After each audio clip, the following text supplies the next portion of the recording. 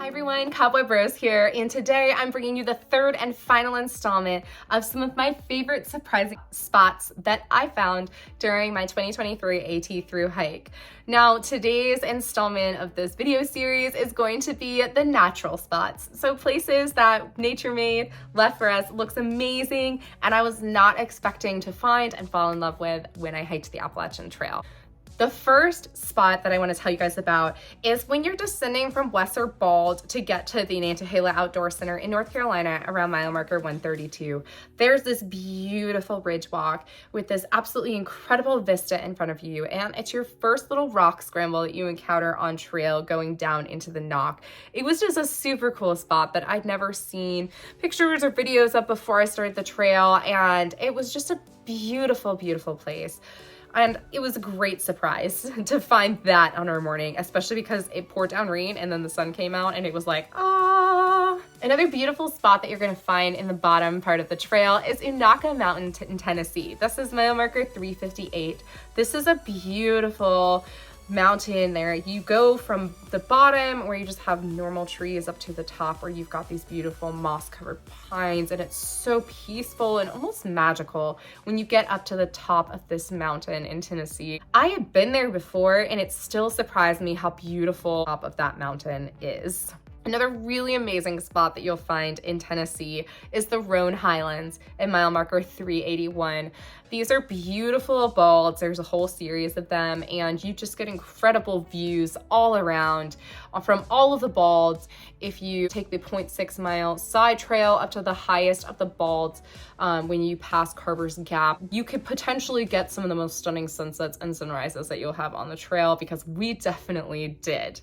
Another beautiful spot in Tennessee is the Laurel Fork Falls. It is mile marker 421, and this is an absolutely beautiful waterfall. And you get there northbound by going down this set of massive stone stairs that you just know people took forever to put in, but that's so pretty. You see this beautiful waterfall, and then your hike takes you on this little rock scramble around the edge of this big, huge boulder right on the river. It's such a stunning spot, and it's so unusual. It's a great place, and I definitely was surprised to find that spot was so beautiful, and I'd never heard of it before.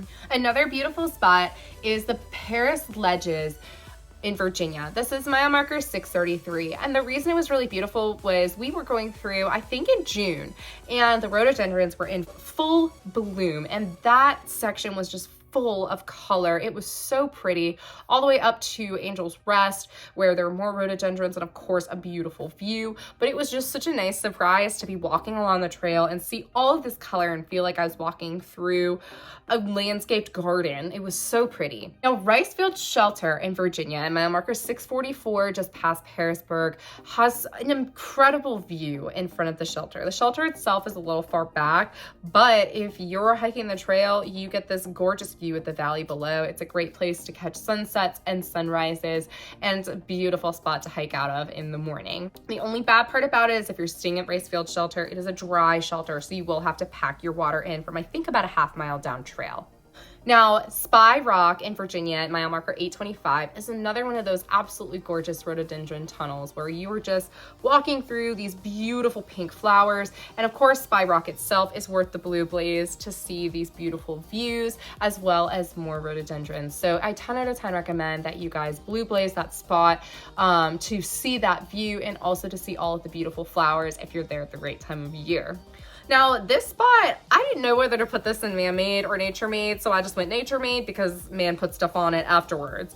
So it's the High Rock Ledges in Pennsylvania. This is mile marker 1063. You guys may have seen images of this, but this is those famous rock ledges with a beautiful view in front of it, and it is just coated in graffiti.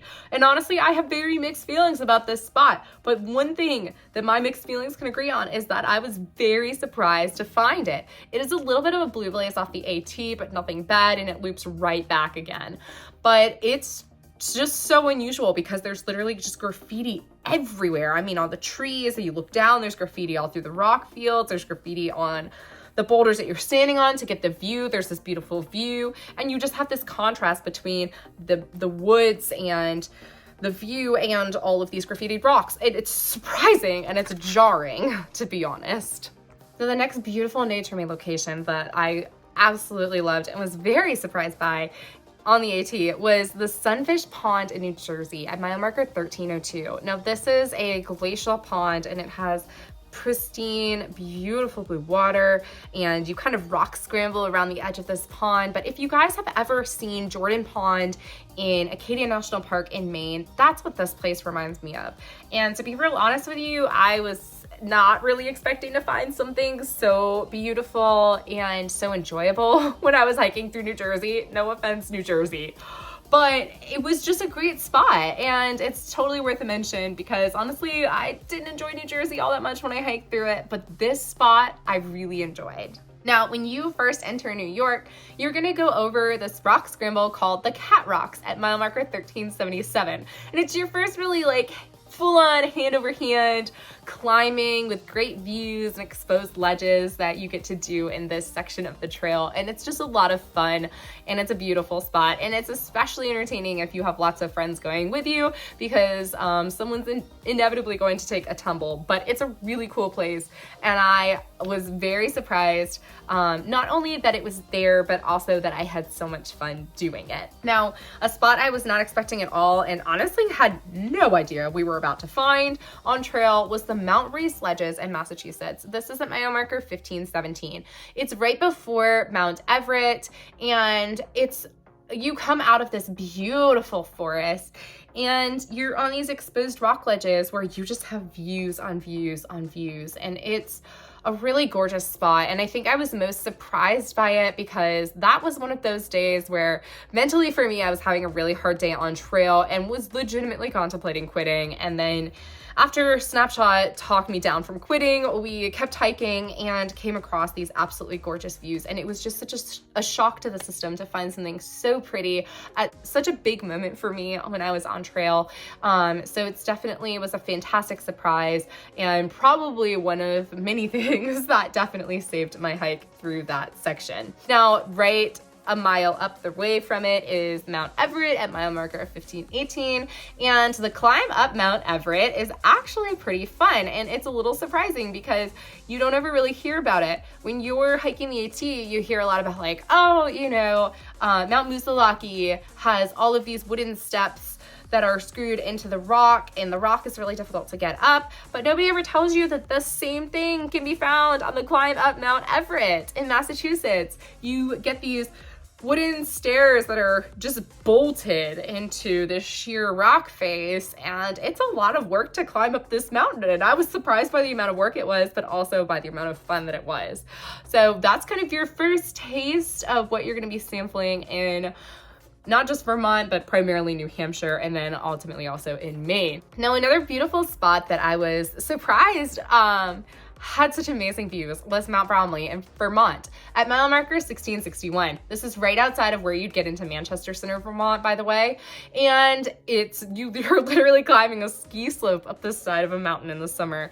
And when you get to the top, there's the chairlift, which is just sitting vacant and not in use at the top, as well as these 360-degree gorgeous views, and there's a little ski shelter at the top where thru hikers can stay the night, as well as a privy. So it's a beautiful place, and it was surprising to find all of that at the summit of this ski mountain in Vermont, especially because we were there in the middle of the summertime. Another really stunning place in Vermont is the Rock Garden, the one that's closer to the White Rocks area. This is around mile marker 1681, and it's so cool because right on the AT, suddenly you emerge from this beautiful like evergreen forest, and you see all of these beautiful white rocks that are stacked and shaped in all kinds of formations. And it's from generations of hikers that have just been stacking the rocks up, making all kinds of shapes, cairns, piles, like you name it. It's just, it's so bizarre and so beautiful at the same time when you walk through it. And that was honestly a huge surprise. I didn't know that place existed before I hiked the trail. So now I have told all of you about it. You don't have to be surprised, but it's still really cool when you get there. Another place that I was very surprised by was an Alpine Bog we found in the Whites of New Hampshire. This is mile marker 1857, and you've encountered some Alpine bogs by this point. I mean, a lot of the bog boards are sunken, so you've probably gotten your feet wet and been angry at said bog. But this bog is a force to be reckoned with. I'm pretty sure there are moose bones buried in this bog, because this bog was like 3 or 4 feet deep. And that was just what we could stick our trekking poles down into before we were afraid we were gonna lose them. Like, this mud is so deep, you could probably lose a child in there. And it was so surprising that that mud was that deep. And I almost fell in. Like, I caught myself with my trekking pole, but my life was definitely flashing before my eyes, because these bogs are no joke, guys. And they are very deep mud, and they don't look like they're very deep mud. So that was, yeah, be careful in the Alpine bogs in the Whites. They're scary. Now, Mount Height in New Hampshire at mile marker 1885, this is right when you're getting out of the Whites and the tail end of it. And I was so surprised by this particular mountain because it has an exposed top, and you can look back and see the beautiful presidential traverse, Mount Washington, all of these mountains that you have just spent time hiking over. And then you look on the other side of this beautiful 360 view exposed rock top mountain, and you see the Carters, which are getting ready to go into the end of the Whites, and you can probably see Southern Maine from there. But it was such a beautiful view, and it was so stunning. And I was surprised primarily because I enjoyed the view from there better than I did a lot of other places in the Whites. And I think a lot of that had to do with the fact that Mount Washington is such a recognizable silhouette, as well as that entire presidential traverse range, that it was so cool to look back on it and be like, oh, we totally did that, and see it when it wasn't socked in by clouds, which, you know, was the view that we had when we actually hiked that section. And it was just a really nice view, and I loved it. Now, a place that you've probably heard of, but I was definitely surprised that I enjoyed so much, was the Bigelows in Southern Maine. This is mile marker 2016 is where they start, and these mountains are no joke to climb. It's a hard traverse, but they have gorgeous views from all sides. And you will find tourists up there, but honestly, like, it's so enjoyable even with day hikers up there. So definitely loved the views. And I loved that day too for our family, because MC decided that we should all hike in hats that we had borrowed from the hostel because we were doing a southbound slack pack. And so it ended up being just a really fun memory and photos for that day. Little Wilson Falls in the 100-mile wilderness in Maine. This is mile marker 2089. It's one of the prettiest waterfalls that you find on the trail. It is a massive waterfall. It's a great spot for lunch. It's beautiful, it's peaceful, and I had never heard of it going into the 100-mile wilderness. So it was such a nice surprise to find this huge waterfall so soon after we entered the 100-mile, especially when our spirits were so high from being in our last stretch of trail before we summited Katahdin. Now, in the 100-mile wilderness, you guys may not know, but there's a beautiful section of trail called the Hermitage, and it starts at mile marker 2113.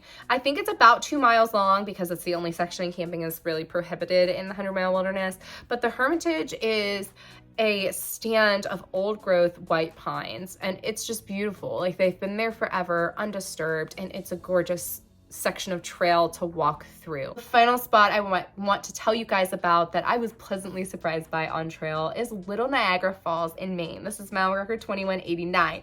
As you can probably tell from the number, it is near the end of the trail. This is in that last 10-mile stretch between A-Ball Bridge and the base of Katahdin. And this waterfall is a short little blue blaze off trail, but it's honestly one of the most gorgeous waterfalls. And that section in particular was actually very surprising because no one ever talks about that last little 10 miles between the 100-mile and the base of Katahdin. And it's just chock full of beautiful waterfalls. And it's a pretty easy hike compared to everything that you've been through to that point. So it's a great section. And I was surprised that I enjoyed it as much as I did. So I hope you guys have enjoyed my little series on places that surprised me that I loved on the AT. If you guys have any naturally made places that you were surprised by in the AT, please comment in the comment section below. Feel free to ask me any questions that you have. Thank you so much for watching this little video series, in particular this video. And please like and subscribe my channel, share it with your friends. And as always, happy trails, everyone.